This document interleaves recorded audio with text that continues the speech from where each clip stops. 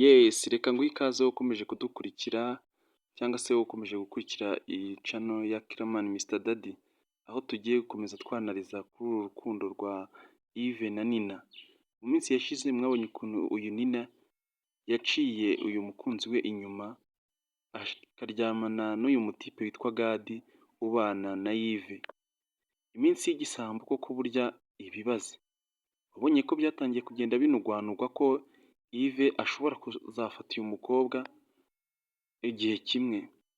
Wabonye ko kandi nanone iyo burya ihoramo, ntabwo babikoze rimwe ryonyine, barabikoze barasubira, ndetse uyu mukobwa wabonye yuko yifuza ko byajya bihora biba, bitewe n'uko uyu mutipe nyine buriya yasanze arusha umukunzi we, ariko yirengagiza yuko umukunzi we kuba igikorwa cye kitabasha kugenda neza cyo kuryoshya urwo rukundo ari uko afite uburwayi nyine kandi ari kwivuza kugira ngo arebe ko yatandukana nabwo.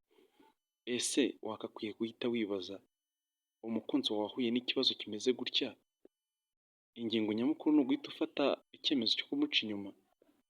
Ese uramutse ubana n'inshuti yawe koko igakora ibintu nk'ibi ngibi, igafata umukunzi wawe igatangira kumumenyereza kuryamana, kandi iyo nshuti yawe izi amabanga yawe yose warayibwiye, ibizi yuko ushobora kuyirarurira umukunzi, wabikoraho iki?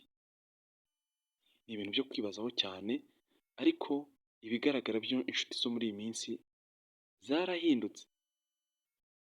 Yves ni umuntu ugerageza kwicisha bugufi, ni umuntu ugerageza kubana ashyizemo ubunyangamugayo, ariko uyu Gadi nubwo amwereka ko nawe ari ukamubanira, nyamara ntabwo ariko biri.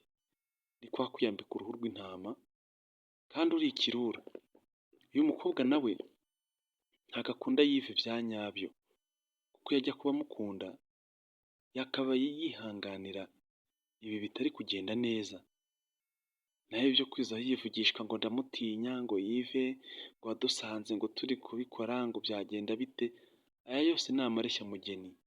Ibi yakabitekereje before yuko akora ibikorwa nk'ibi ngibi, aho yifata akaryamana n'undi muntu kandi azi ko afite umukunzi we.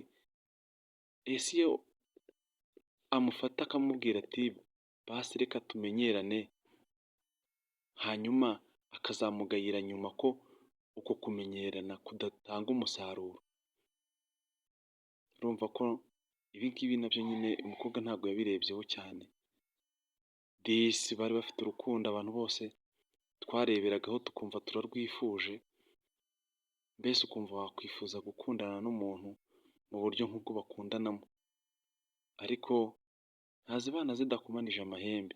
Ibi bintu ngiye mbona Yves nabimenya bizabyara ikibazo gikomeye.